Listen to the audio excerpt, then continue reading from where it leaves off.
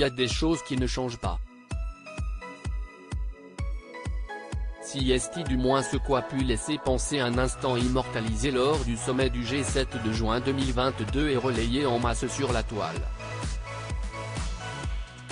Regroupant les dirigeants de l'Allemagne, du Canada, de la France, de l'Italie, du Japon, du Royaume-Uni et des États-Unis, cette réunion annuelle avait pour but de discuter de l'économie mondiale et de faire le point sur l'évolution du conflit qui opposait déjà la Russie à l'Ukraine. Et pendant que les chefs d'État discutaient de l'avenir du monde, leurs femmes, elles, étaient allées se divertir en s'essayant à la randonnée.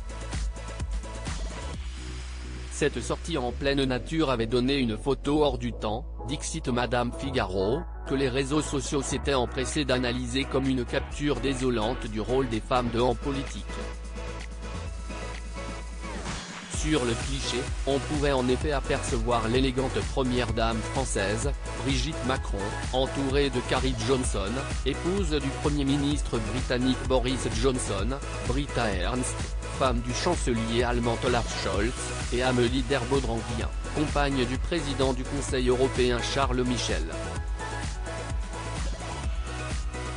Les 4 femmes s'adonnent à la marche nordique et sont accompagnées de 2 ex-athlètes allemands, Myriam Neureté, ancienne biathlonienne professionnelle et skieuse de fond, et Christian Neureté, champion de ski alpin. Supérieure à Brigitte Macron, retour sur ses plus beaux looks en 2023. Une photo de famille sponsorisée par le patriarcat. Souriantes et en tenue décontractée, les premières dames semblent passer du bon temps à Elmo, dans les Alpes bavaroises, pendant que leurs hommes parlent politique. Une autre photo partagée sur Twitter montre les femmes du G7 autour d'une table, trinquant avec un verre à pied à la main. Un goût de déjà-vu qui date d'une ère que l'on croyait pourtant révolue.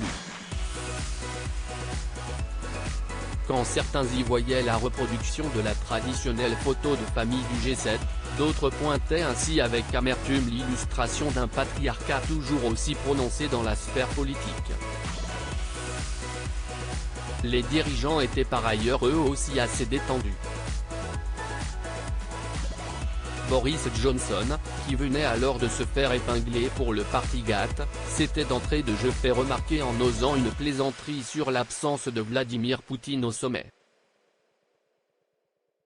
On garde les vestes? On les enlève? Pouvons-nous nous déshabiller? Avait-il ironisé en faisant référence au portrait, torse nu, du président russe, paru dans la presse il y a quelques années.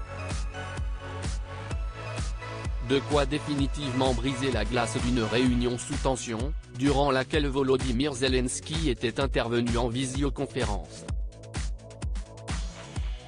Le résistant ukrainien avait notamment demandé aux chefs d'État et de gouvernement de faire le maximum pour mettre fin à la guerre qui ravage son pays d'ici la fin de l'année 2022. Un an plus tard, l'épilogue du conflit sanglant se fait toujours attendre. Crédit photo, Zuma Presse Best Image.